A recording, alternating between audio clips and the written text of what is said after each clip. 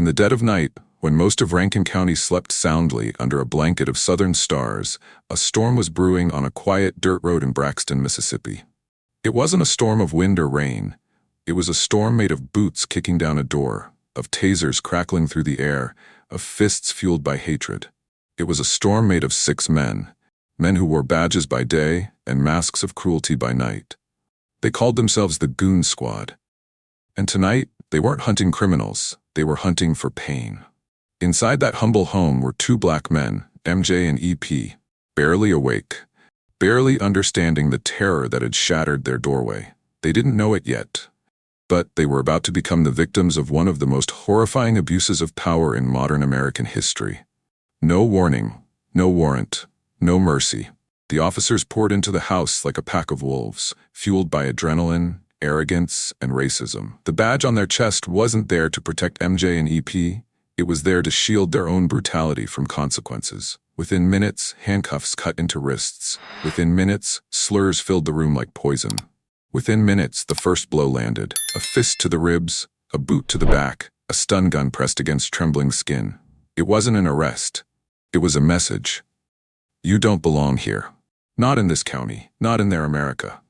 As MJ and EP lay helpless on the ground, the abuse only escalated. Liquids were forced into mouths until they choked. Tasers fired 17 times, searing flesh and stealing breath. Eggs were thrown at their bodies like they were less than human. Laughter, cold and cruel, ringing through the night. And then came the gun. One officer, Hunter Elward, held the cold metal against MJ's lips, pulled the trigger. Click, a warning. A game, a test of terror. He racked the slide again. A bullet chambered this time, pulled the trigger again. Bang! The shot tore through MJ's mouth, shattering bone, slicing tongue, ripping through flesh until it burst out the side of his neck. Blood poured onto the floor. MJ gasped, choking, drowning in his own blood while his abusers calmly stepped outside to plan their cover story. No one called for help. No one showed a flicker of humanity. Instead, they laughed. They plotted. They planted false evidence. They destroyed surveillance footage. They made sure the story would be their story, not the victims. But the truth has a way of clawing its way into the light. When the FBI uncovered what had happened that night, when the Justice Department laid bare the horrors behind the badges, America recoiled. Senior District Judge Tom Lee didn't hold back. Neither did Attorney General Merrick Garland, who declared, "The depravity of these crimes cannot be overstated." And neither will we. Today, the so-called Goon Squad, 6 former officers who treated human beings like prey, are no longer hidden by uniforms, no longer protected by silence. They are prisoners, serving between 10 and 40 years behind bars for their crimes. But this story isn't just about punishment. It's about pain. It's about courage. It's about what happens when power is twisted by hate, and when communities stand up to say, no more. Because justice isn't automatic. It's fought for. It's bled for. And tonight, we tell the story not of the monsters who wore badges, but of the survivors who dared to fight them. This is the story of MJ and EP. This is the story of 6 men who thought they were untouchable. This is the story of what happens when America finally says, enough. Before the world knew them as criminals, they wore the proud colors of the law. 6 men, armed not just with guns and badges, but with something far more dangerous, unchecked power and a belief that nobody could touch them. Their names would eventually become infamous: Christian Dedman, Brett McAlpin, Hunter Elward, Jeffrey Middleton, Daniel Opdyke, Joshua Hartfield. But long before their mugshots made headlines, these men were part of something else entirely, an unofficial brotherhood within the Rankin County Sheriff's Office. A secret society that operated not by the book, but by its own twisted code. It didn't start with a single decision. It started with little choices, seemingly harmless at first. A punch thrown when no one was looking, an extra shove during an arrest, a report quietly edited after a rough takedown. At first, these acts were isolated, denied, excused. But as time wore on, they found each other. The ones who didn't flinch at violence. The ones who laughed a little too easily at pain. Together, they formed what they proudly called the Goon Squad. It wasn't an official title. It wasn't sanctioned by any department memo or staff meeting. It lived in the dark spaces between the rules. It thrived in the blind spots of accountability. And it was fueled by a single, poisonous belief: we can do whatever we want. Christian Dedman was the spark that lit the fire. At just 29, he had already earned a reputation for being fearless or reckless, depending on who you asked. Aggressive during raids, dismissive of protocol, quick to draw, quicker to brag. Dedman didn't want to be just another deputy. He wanted to be feared. And he knew exactly how to find others who shared that hunger. Brett McAlpin, the chief investigator, was supposed to be the adult in the room. In a just system, he would have been the wall standing between young, reckless deputies and misconduct. Instead, he became their shield and their mentor. At 53, McAlpin had seen the worst the job could offer. Somewhere along the way, instead of resisting it, he embraced it. He taught the younger men how to avoid cameras, how to write reports that left no trace, how to turn a beating into a justified use of force. Hunter Elward was the wild card, a man whose casual cruelty masked a deeper detachment. He didn't rage, he didn't threaten. He simply hurt people as if he were changing a tire or signing paperwork, without emotion, without hesitation. Jeffrey Middleton, Daniel Opdyke, and Joshua Hartfield filled out the ranks.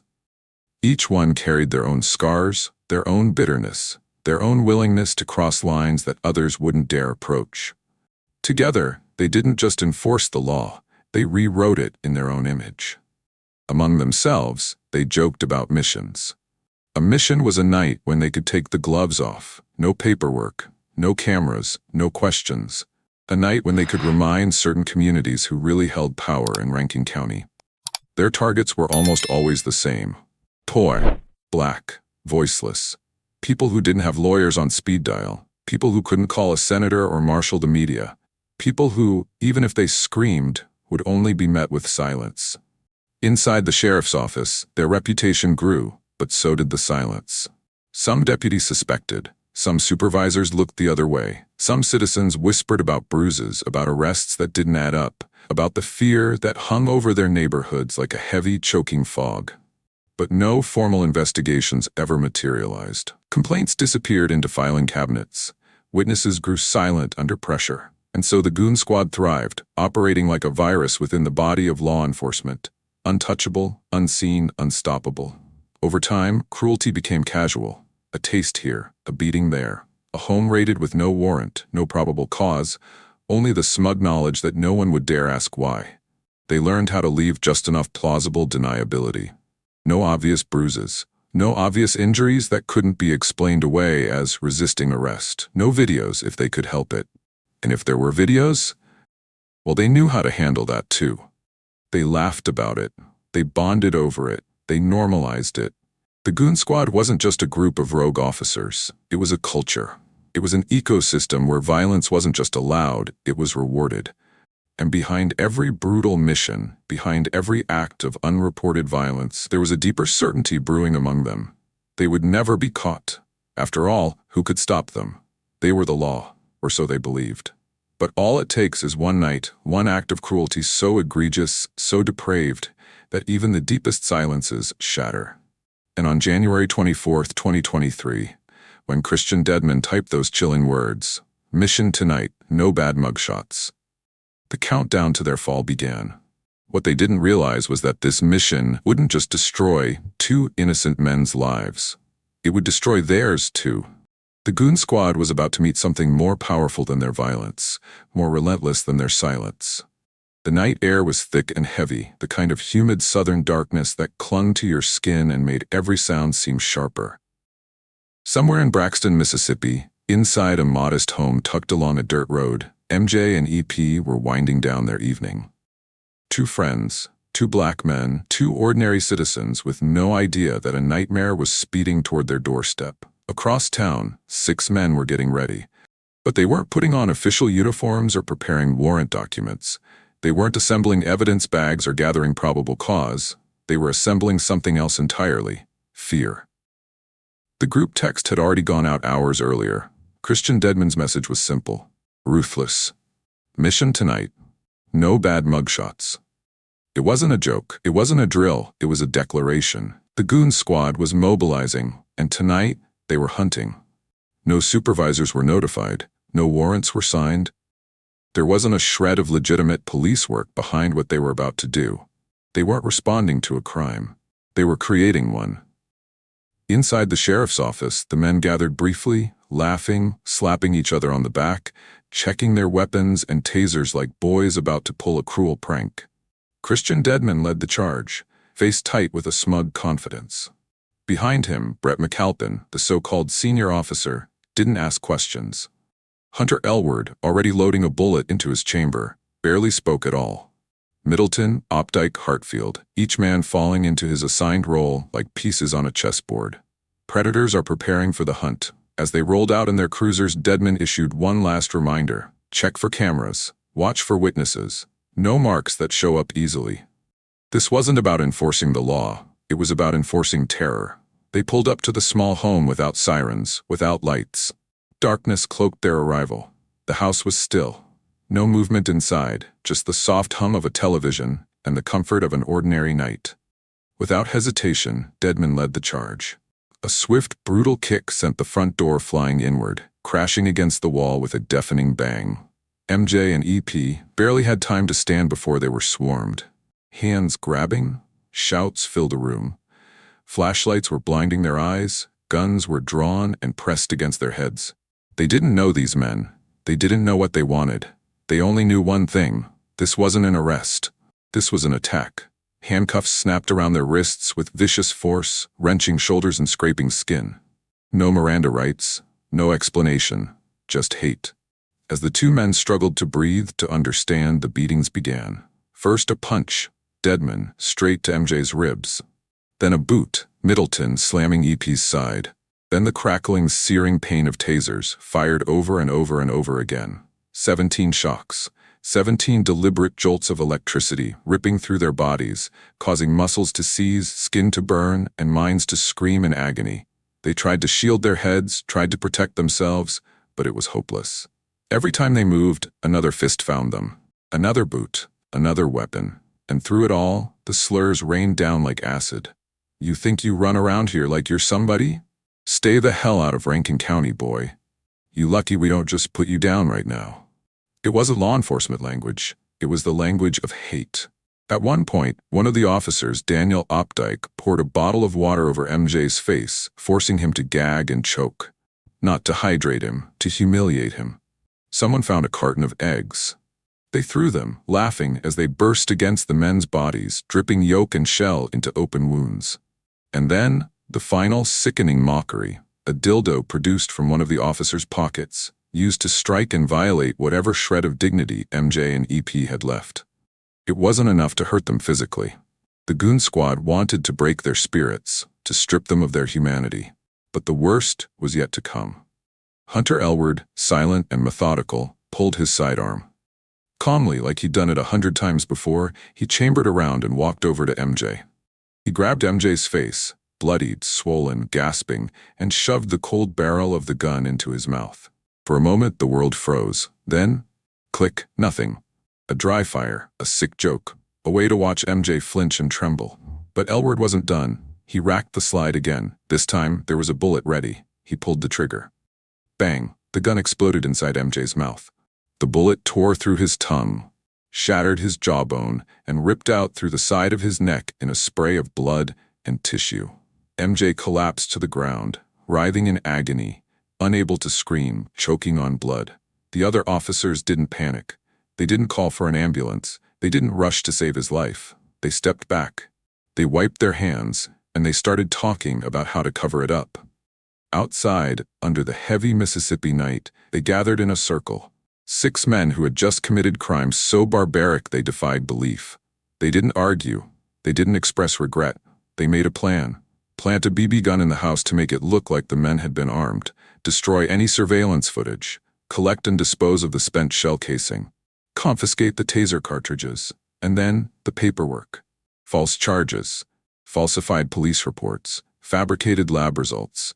The system wasn't just complicit, it was their weapon. As MJ lay dying inside, the Goon Squad was already spinning their web of lies. They thought they had won. They thought they had silenced their victims forever, but they were wrong. Because MJ, bleeding and broken, would survive. And the truth, messy, painful, undeniable, was coming for them. The mission wasn't over yet. It had just begun. MJ lay crumpled on the living room floor, his blood soaking into the cracked linoleum tiles.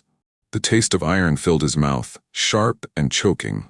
He could barely breathe. Every heartbeat sent a fresh wave of agony rippling through his shattered jaw and torn neck. The room spun around him, the walls warped and bent like a nightmare he couldn't wake from. But the nightmare was real. It was standing over him, watching him bleed. Hunter Elward slipped the smoking gun back into his holster with a casualness that twisted the stomach. There was no rush to help, no flicker of humanity. He didn't flinch at the sight of what he'd done. Neither did the others. The air inside the house was thick, humid, with the stink of sweat, blood, and cruelty. And silence. The kind of silence that followed violence so profound that it stole even the oxygen from the room. For a long moment, no one moved. Then Christian Deadman barked out a sharp, low order. "Outside, now." They filed out, boots crunching against broken glass, leaving MJ writhing in a pool of his blood. No call for paramedics. No thought to check if he would live or die. Because in their minds, he didn't matter. He was nothing more than a problem to be handled. On the front lawn under the yawning Mississippi night, the 6 men huddled. A loose circle of uniforms, badges, and evil. Deadman took charge. We say he had a gun. We say he reached. We say we had no choice. The plan formed quickly, like a muscle memory. They had done this before. Not to this extent, maybe, but the mechanics were familiar. Hunter Elward pulled a BB gun from his cruiser. It was battered, black, and from a distance could easily be mistaken for a real weapon. Perfect. They would plant it inside the house, near MJ's broken body, as proof he had been armed. Middleton and Opdyke moved swiftly, wiping surfaces, picking up spent taser cartridges, and pocketing the shell casing from Elward's gun. Hartfield retrieved the taser logs and removed the spent cartridges. Evidence was destroyed before it could ever reach a courtroom. Meanwhile, McAlpin, the ranking officer, the one who was supposed to be the conscience in the chaos, walked back inside and, with cold calculation, stole property from the home. As MJ lay semi-conscious, gasping wetly through his ruined mouth, McAlpin rifled through drawers and pockets, stuffing valuables into his jacket. Every move, every action, was a calculated betrayal. When they were done sanitizing the scene, they turned to the final piece. The reports. They would file false charges against MJ, resisting arrest, assault on a police officer, possession of narcotics, and illegal firearm possession. Whatever it took to bury the truth under layers of official paperwork. They would submit fabricated evidence to the state crime lab. They would tell the story they needed to tell, and their word as officers would be taken as gospel. Who would question them? Who would believe 2 bleeding black men over 6 uniformed officers? That was the shield they hid behind. Not just badges, not just guns, but the systemic assumption that law enforcement couldn't lie, wouldn't lie. But that night, even as they stitched their lies together, the first cracks had already formed. Inside the house, EP, though battered and bruised, was watching. He hadn't lost consciousness. He hadn't missed the planting of the BB gun. He hadn't missed the whispered plans. And MJ, against every odd, against the searing pain, was clinging to life with a desperate, furious will.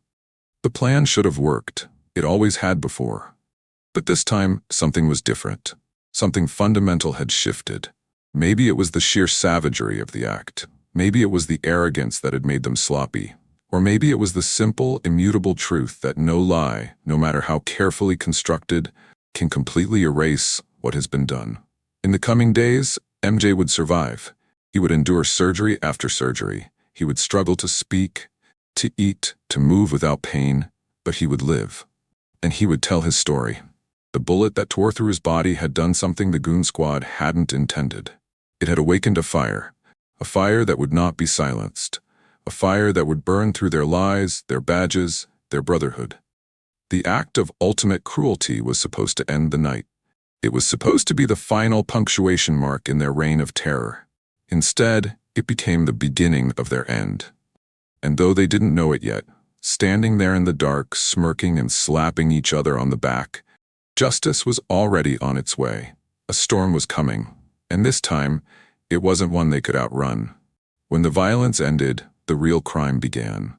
It wasn't enough that they had brutalized MJ and EP. It wasn't enough that they had fired a bullet into a man's mouth and left him bleeding out on his living room floor.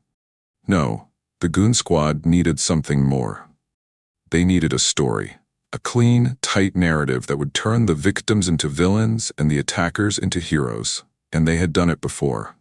On that humid Mississippi night, outside the broken remains of MJ and EP's home, 6 men, sworn officers of the law, conspired to rewrite reality itself. The cover-up began with a simple lie. He had a gun. It didn't matter that the so-called weapon was a BB gun retrieved from the trunk of a patrol car. It didn't matter that MJ had been handcuffed, beaten, and shot without provocation. All that mattered was crafting a believable tale. One that would survive a cursory glance, one that would let them walk away untouched. First, they staged the scene. Hunter Elward carried the BB gun back into the house, stepping carefully around the blood pooling beneath MJ's broken body. He placed it near MJ's limp hand, arranging it just so, like a trophy posed beside a fallen enemy. Next came the physical evidence. Jeffrey Middleton and Daniel Opdyke worked quickly to erase the true story from existence. They collected the discharged taser cartridges, pocketed the shell casing from Elward's firearm, and ensured that no debris from the shooting would remain for forensic analysis. Inside, Brett McAlpin, the oldest and most senior, rifled through the victim's belongings. Wallets, cash, anything that could be manipulated or confiscated. Later, he would frame it as evidence, as if the stolen items justified the raid. Meanwhile, Christian Dedman stood outside, issuing orders, ensuring that every movement, every piece of fabrication, fit the narrative they would soon tell. No mistakes, no contradictions, no loose ends. But even their careful choreography couldn't erase the blood smeared across the floor, or the brutal injuries carved into MJ's body. They needed paperwork to back it up, official documentation that would shield them from scrutiny. And so the second phase of the cover-up began, crafting the reports. They would claim MJ had resisted arrest violently, that he had brandished the BB gun at officers, forcing them to use lethal force, that tasers were deployed only as a last resort, that the injuries sustained were unfortunate but justified. Each officer had a role to play. One would write the initial incident report, carefully documenting aggressive behavior by the victims. Another would prepare a narrative for the lab, justifying why a BB gun and traces of narcotics needed testing. A third would prepare to testify if it came to that, rehearsing lines about fear for officer safety. And split-second decisions. It was a machine, well-oiled by years of unchecked abuses. A system designed to protect the powerful and silence the powerless. And they were good at it. They had done it many times before. But this time, something was different. Inside the house, EP was still conscious. He had seen the BB gun being planted. He had heard the whispered plans for destruction and deception. And MJ, though barely clinging to life, carried the ultimate truth. Burned into his body by the bullet that still resided inside him. The Goon Squad didn't know it, but their carefully spun web was already starting to unravel. Still that night, they acted with impunity. When backup arrived, other deputies who hadn't participated in the original attack, the Goon Squad fed them the same poison story. Subjects resisted. Possible narcotics present. Suspect armed with a weapon. No one questioned it, not at first. After all, it was their word, 6 trusted officers, against 2 bloodied black men. The medical team that eventually arrived was given minimal information. Gunshot wound, suspected armed suspect, standard procedure. No one told them that the suspect had been shot while handcuffed, while helpless, while completely unarmed. At the hospital, MJ underwent emergency surgery. Doctors battled to reconstruct his shattered jaw, to stem the bleeding, to save his life. And as MJ lay in the ICU, unconscious and surrounded by machines, charges were already being filed against him. Possession of a firearm by a convicted felon, resisting arrest, assault on a law enforcement officer, paper crimes to justify real-world atrocities. The Goon Squad thought they had covered every angle, but their arrogance, their overconfidence, had made them sloppy. Surveillance cameras on neighboring houses, cameras they hadn't seen or thought to disable, captured pieces of the assault. Body camera footage from uninvolved officers arriving later showed inconsistencies in the official version of events. And most damning of all, the sheer brutality of MJ's injuries couldn't be explained away by any normal struggle. An internal affairs officer, skeptical of the reports, quietly alerted the FBI. That was when everything started to shift. The FBI's Civil Rights Division launched an investigation. They pulled surveillance footage. They subpoenaed hospital records. They interviewed neighbors who, trembling with fear, told stories of men in uniforms acting like an invading army. Piece by piece, the truth emerged.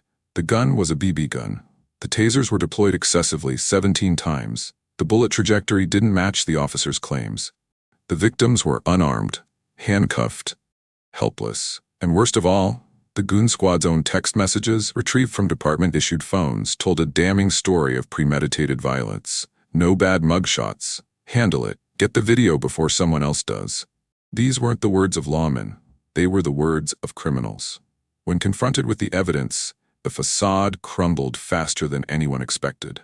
One by one, the members of the Goon Squad were brought in for questioning. And one by one, cracks appeared. Some denied, some lied.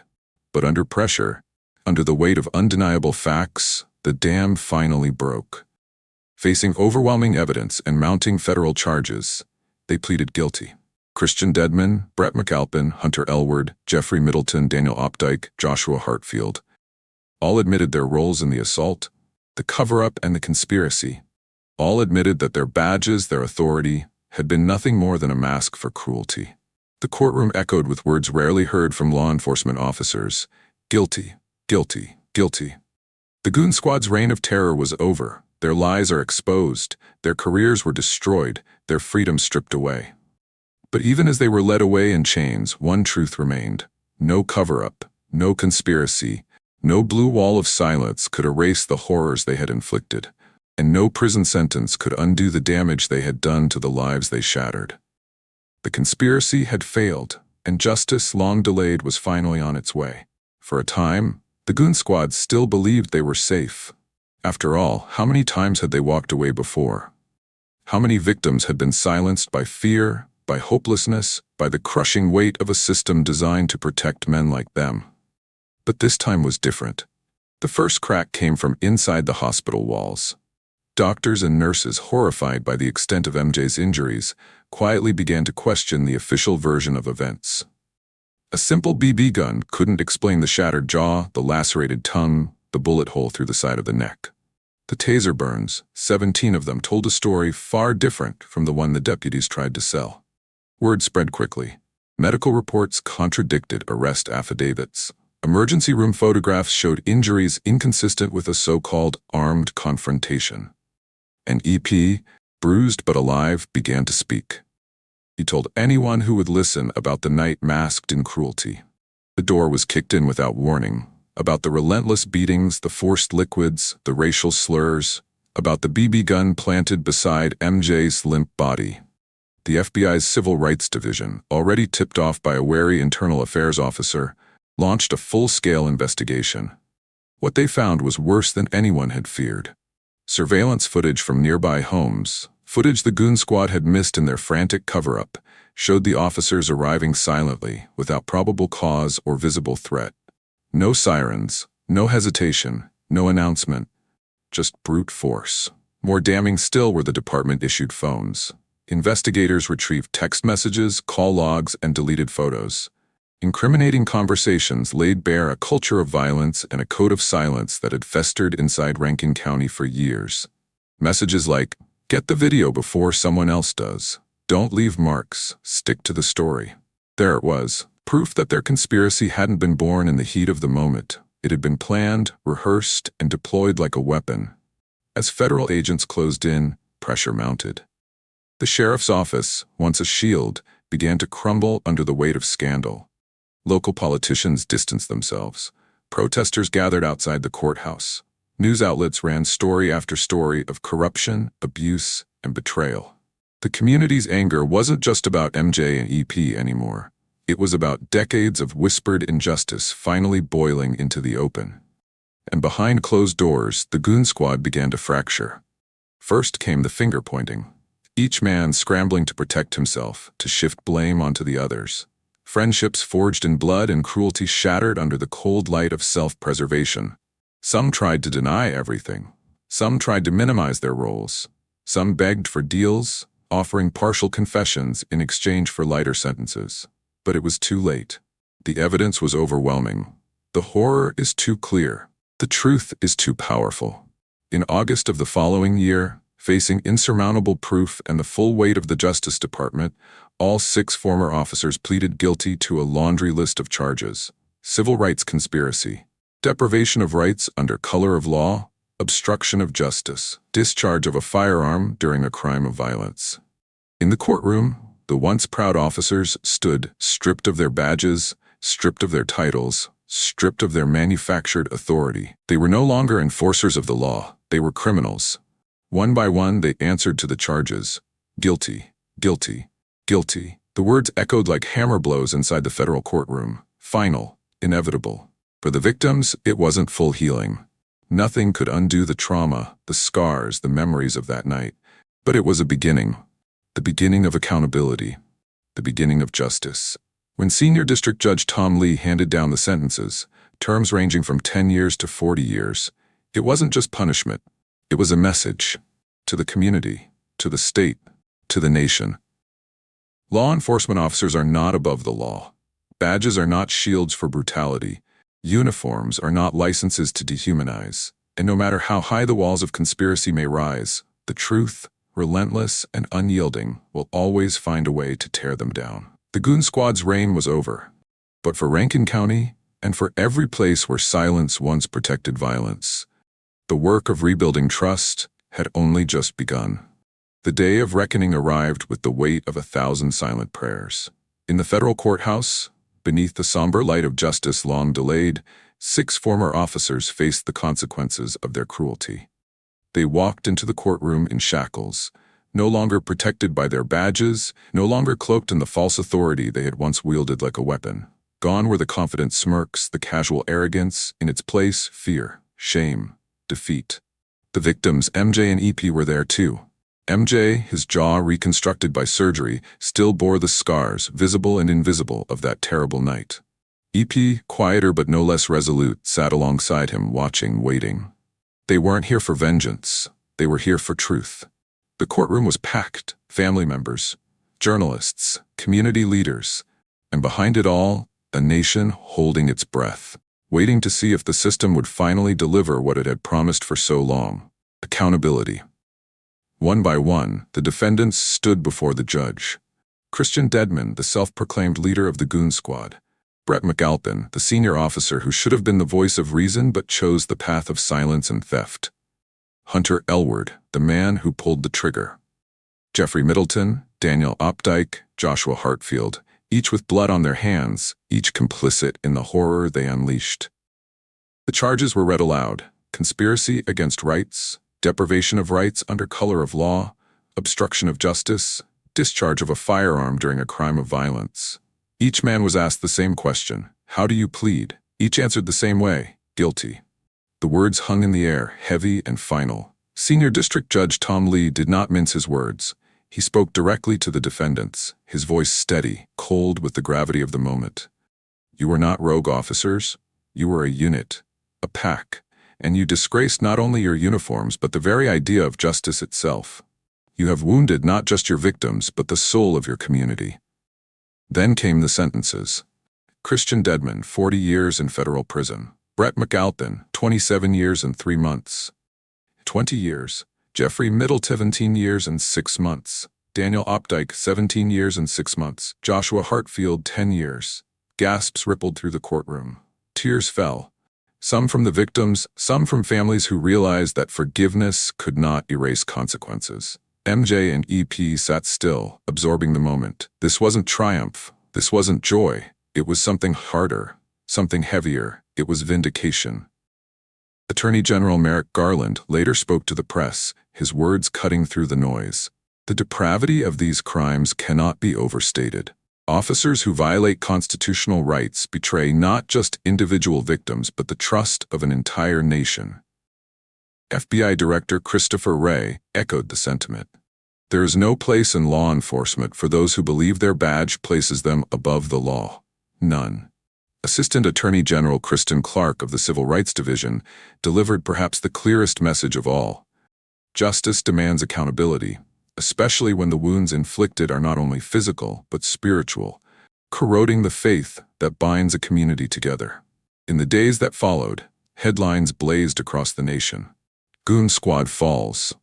Mississippi officers sentenced for civil rights crimes. Justice for MJ and EP. But inside Rankin County, the work was just beginning. For every prison door that slammed shut behind a disgraced officer, there remained the open wound of a community betrayed. Trust takes a moment to destroy and a lifetime to rebuild. Yet for the first time in too long, hope stirred. Because the fall of the Goon Squad wasn't just about punishing the guilty. It was about sending a message. No uniform is bigger than the truth. No badge can shield evil forever. And no matter how deep the darkness runs, justice will find a way to pierce it. The 6 men who once thought they were invincible now faced decades behind bars. Their reign of terror ended not in glory but in disgrace. And as MJ and EP walked out of the courthouse that day, heads high, scars visible but spirits unbroken, they carried something the Goon Squad could never steal. Dignity, courage, and a story of survival that the world would never forget. Justice is never perfect. It doesn't erase pain. It doesn't rebuild trust overnight. It doesn't stitch close the wounds carved by cruelty. But sometimes justice, real, undeniable justice, reminds us that darkness does not get the final word. In Rankin County, Mississippi, a story that began in violence ended with a verdict. The abusers fell. The survivors stood tall. MJ and EP, 2 men who had every reason to give up, every reason to believe that the system had forsaken them, refused to stay silent. They bore their scars like battle flags, refusing to be erased, refusing to be invisible. Because of them, 6 men who once believed they were untouchable now wake up every day behind steel bars, wearing numbers instead of badges. But the true meaning of this story reaches far beyond the walls of any prison. It is about every community that has ever been told to sit down and stay silent. It is about every Black mother who teaches her son how to survive a traffic stop. It is about every citizen who has ever wondered if the promise of equal justice was only a dream. Because justice, when it comes, must be loud. It must be undeniable. It must shake the foundations of silence and fear. In the aftermath of the sentencing, Attorney General Merrick Garland said it plainly. These defendants not only harmed their victims, but corroded the trust of an entire community. And trust, once broken, is hard to repair. It's true. In Rankin County, neighbors still lock their doors a little earlier. Parents still hesitate when a patrol car slows in front of their home. The badge, once a symbol of protection, still looks like a weapon to too many. And rebuilding that trust will take more than prison sentences. It will take action, oversight, accountability, transparency. It will take leaders willing to stand against the easy path of silence and instead confront the hard work of change. Because injustice flourishes in darkness. It rots in silence. It feeds on fear. And the only way to defeat it is to drag it, kicking and screaming, into the light. The story of the Goon Squad isn't just about a few bad officers. It's about what happens when good people, citizens, leaders, institutions fail to demand better. It's about the cost of looking the other way. But it's also about hope. Because when the system was tested, when the truth was exposed, justice fought back. The victims refused to be erased. The investigators refused to be intimidated. The community refused to be silent. And because of that, 6 men who thought they could operate without consequence learned the most important lesson of all. No one is above the law. Not here. Not now. Not ever. Today, MJ continues his long journey of healing, surgeries, therapy, rebuilding trust one breath at a time. EP2 carries his own invisible wounds, memories that may never fully fade. But they are not just victims. They are survivors. They are warriors. They are living proof that even in the face of unspeakable cruelty, courage can rise. Their story joins a long, painful, powerful legacy of people who refuse to be broken by oppression. The marchers in Selma, the freedom riders, the dreamers who believed in a better, fairer America, even when the dream seemed impossibly far away. MJ and EP never asked to be part of that legacy. But now, they are. They remind us that justice is not a given. It is a fight we must wage every day, in courtrooms, in city halls, in the quiet decisions we make when no one is watching. A fight to believe that America's promises are not just words written on old paper, but living truths meant for every soul who calls this country home. And so this story does not end with prison sentences or news headlines. It continues in every act of accountability, every demand for transparency, every refusal to accept that's just the way it is. It continues in the belief, fierce, stubborn, unyielding, that we can be better, that we must be better. Because justice delayed is still justice, and justice denied is not justice at all. In the end, the Goon Squad's empire of fear collapsed under the weight of its own lies. And in its place, amid the ruins, stands something stronger: truth, hope, and the unbreakable spirit of two men who chose to fight, not with fists or guns, but with the most powerful weapon of all, the truth. Never forget them. Never forget what was done. Never forget what was overcome. Because the price of forgetting is silence. And silence is how monsters are born. We owe it to MJ, to EP, to every victim who dared to stand up against the odds, to remember, and to keep fighting. Always.